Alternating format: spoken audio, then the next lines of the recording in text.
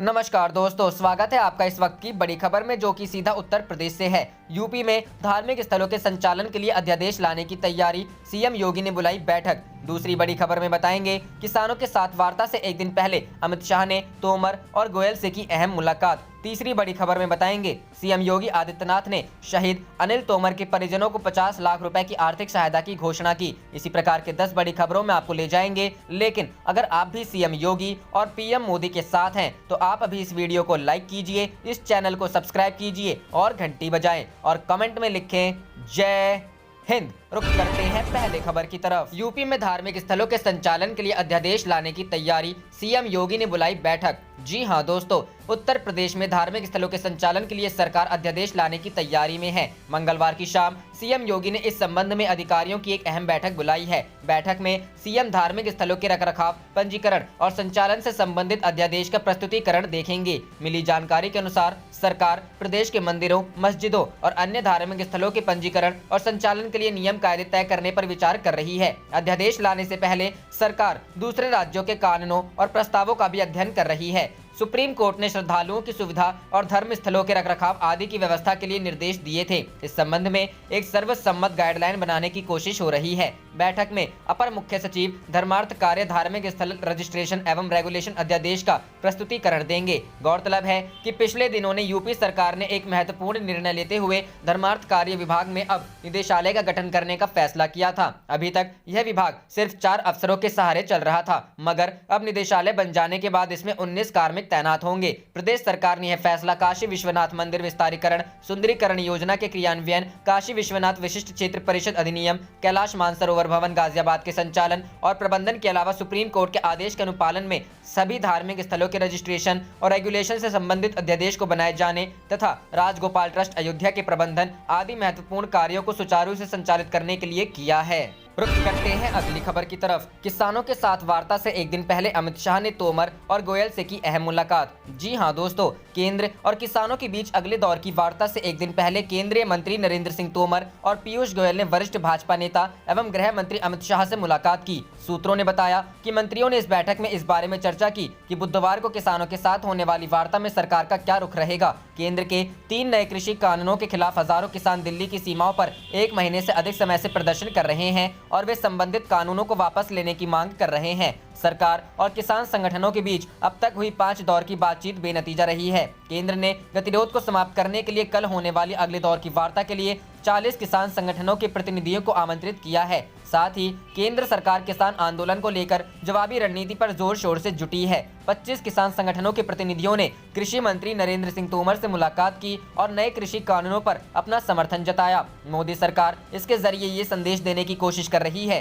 कि नए कानूनों पर उसे देश भर के किसानों का समर्थन हासिल है और चंद राज्यों के किसान संगठन ही राजनीतिक शह पर विरोध कर रहे हैं। रुक करते हैं अगली खबर की तरफ। सीएम योगी आदित्यनाथ ने शहीद अनिल तोमर के परिजनों को 50 लाख रुपए की आर्थिक सहायता की घोषणा की। जी हां दोस्तों, उत्तर प्रदेश की मुख्यमंत्री योगी आदित्यनाथ ने पुलवामा, जम्मू और कश्मीर में आतंकी हमले में मेरठ निवासी सेना के शहीद जवान अनिल तोमर के शौर्य और वीरता को नमन करते हुए उन्हें भावभीनी श्रद्धांजलि दी है। मुख्यमंत्री ने शहीद के परिजनों को 50 लाख रुपए की आर्थिक सहायता प्रदान करने की घोषणा की है। उन्होंने शहीद के परिवार के एक सदस्य को सरकारी नौकरी देने तथा जनपद की एक सड़क का नामकरण शहीद अनिल तोमर के नाम पर करने की भी घोषणा की है। सीएम योगी ने शहीद अनिल तोमर के परिजनों के प्रति अपनी संवेदना व्यक्त करते हुए कहा कि शोक की इस घड़ी में राज्य सरकार उनके साथ है। प्रदेश सरकार द्वारा शहीद के परिवार को हर संभव मदद प्रदान की जाएगी। आपको बता दें कि पुलवामा में 3 दिन पहले हुए आतंकी हमले में मेरठ के सिसौली गांव निवासी हवलदार अनिल तोमर को 5 गोलियां लगी। सोमवार को उन्होंने उपचार के दौरान दम तोड़ दिया।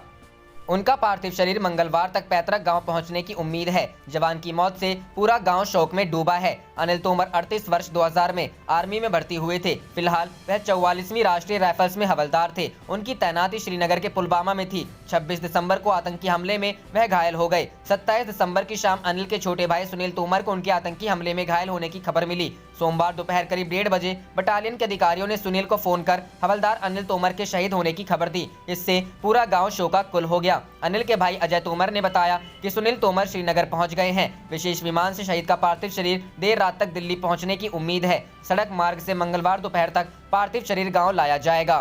रुख करते हैं अगली खबर की तरफ। यूपी पंचायत चुनाव में जीत के लिए जानिए क्या है भाजपा की नई रणनीति। जी हां दोस्तों, गांव में छोटी सरकार विदा हो चली है और राजनीतिक पार्टियों ने अभी अपनी कोट बिछानी शुरू कर दी है। चुनावी चक्रव्यूह को रचने के लिए सबसे पहले भाजपा ने कमर कस ली है। तय हो गया है, पहले जिला नहीं मंडल चमकाया जाएगा। जिला स्तर के बड़े बड़े ओहदेदारों को भी ड्यूटी गांव में लगाई गई है ताकि दमखम आजमाकर परफॉर्मेंस चेक की जा सके। चुनावी रण में लगातार ही देश के विभिन्न कोनों कोनों में विरोधियों को चौंका रही सत्ता पक्ष की पार्टी भाजपा ने जिला स्तर पर भी तैयारी फुल प्रूफ की है, जिससे ग्राम पंचायत की सबसे निचली इकाई तक पैठ मजबूत हो सके। सीधा सा संदेश है कि गाँव की इकाई मजबूत होगी तो इससे दूरगामी फायदे होंगे। इसकी वजह स्पष्ट है कि दिल्ली तक के सफर में छोटे छोटे गाँव से मिलने वाला इनपुट ही मार्ग प्रशस्त करता है। इसी क्रम में पिछले दिनों किसान सम्मेलन से पूर्व आई बरेली आए प्रदेश अध्यक्ष स्वतंत्र देव ने लेने के निर्देश कर दिए थे। इससे पूर्व कोरोना संक्रमण काल में भी गांव-गांव तक भाजपा के पदाधिकारी तमाम तरह की इमदाद आदि लेकर पहुंचे थे और रिश्तों को खास बनाया था। लिहाजा ग्राम पंचायत चुनाव से पूर्व भाजपा की गणित और चक्रव्यूह फिलहाल मजबूत नजर आ रहा है। संजीव प्रताप सिंह जिलाध्यक्ष भाजपा का कहना है कि जिले से पहले हम मंडल मजबूत कर रहे हैं। भाजपा ऐसी पार्टी नहीं कि एक चुनाव के बाद थक कर बैठ जाए। हम लगातार जनता के बीच जाते हैं और अपनी तैयारी शुरू कर देते हैं। सभी बड़े चेहरों को भी दायित्व देने के लिए हमने प्लानिंग कर ली है। रुक करते हैं अगली खबर की तरफ। सीएम योगी का आदेश, गन्ना क्रय केंद्रों का निरीक्षण करें नोडल अधिकारी। जी हां दोस्तों, मुख्यमंत्री योगी आदित्यनाथ ने नोडल अधिकारियों को जिला भ्रमण के दौरान विकास कार्यों की समीक्षा करने के निर्देश दिए हैं। उन्होंने कहा है कि सभी नोडल अधिकारी जिला भ्रमण के बाद अपनी रिपोर्ट शासन को दें। मुख्यमंत्री ने कहा कि नोडल अधिकारी जिला स्तर पर धान क्रय व्यवस्था की विस्तृत समीक्षा कर जिला स्तरीय अधिकारियों को समुचित मार्गदर्शन दे। सभी नोडल अधिकारी गन्ना क्रय केंद्रों का निरीक्षण करें, साथ ही गो आश्रय स्थलों की व्यवस्थाओं को मौके पर जाकर देखें। नोडल अधिकारी सिंचाई व्यवस्था, नहरों में पानी की उपलब्धता, विद्युत आपूर्ति व्यवस्था तथा विरासत अभियान की प्रगति की भी समीक्षा करें। उन्होंने कहा है कि नोडल अधिकारी इस बात की समीक्षा करें कि सभी जिलों में डीएम, एसपी, एडीएम, अतिरिक्त पुलिस अधीक्षकों, उप जिलाधिकारियों, उप पुलिस अधीक्षकों, नायब तहसीलदारों व निरीक्षकों द्वारा किसान संगठनों से संवाद स्थापित किया गया या नहीं। कोरोना के नए वायरस स्ट्रेन को लेकर सीएम योगी ने उठाया ये कदम, अफसरों को निर्देश। जी हां दोस्तों, मुख्यमंत्री योगी आदित्यनाथ ने कोरोना संक्रमण की चेन को तोड़ने के लिए सभी जरूरी कदम उठाने के निर्देश दिए हैं। उन्होंने कहा है कि कोरोना के नए स्ट्रेन को देखते हुए विशेष सतर्कता बरती जाए, कोविड अस्पतालों की व्यवस्थाओं को चुस्त दुरुस्त बनाया जाए। मुख्यमंत्री ने सोमवार को अनलॉक व्यवस्था की समीक्षा के दौरान कहा कि कोरोना के नए स्ट्रेन की जाँच के लिए आवश्यक उपकरणों की व्यवस्था सुनिश्चित की जाए, जाँच कार्य को पूरी क्षमता से चलाया जाए, रैपिड एंटीजन टेस्ट की संख्या में वृद्धि की जाए, आरटीपीसीआर टेस्ट को भी पूरी क्षमता से करने के निर्देश दिए हैं। लखनऊ में विशेष ध्यान देते हुए रिकवरी दर को बेहतर किया जाए। इस संबंध में एक रणनीति तैयार करने के निर्देश देते हुए उन्होंने कहा कि जिले की उपचार व्यवस्था को बेहतर बनाया जाए। उन्होंने कोविड-19 से बचाव के संबंध में लोगों को निरंतर जागरूक किए जाने के निर्देश दिए हैं। जिले स्तर पर integrated command and control centre को पूरी क्षमता के चलाया जाए। डीएम व सीएमओ रोजाना अनिवार्य रूप से सुबह कोविड अस्पताल और शाम को integrated command and control centre में बैठक कर कामों की समीक्षा और आगे की रणनीति तय करें। उन्होंने कहा कि मुख्यमंत्री आरोग्य मेले के आयोजन के लिए सभी तैयारियां की जाए। मेले के दौरान लोगों को कुपोषण के संबंध में जागरूक किया जाए। मुख्यमंत्री आरोग्य मेले में आमजन को कोविड-19 से बचाव संबंधी उपाय भी बताए जाएं। रुख करते हैं अगली खबर की तरफ।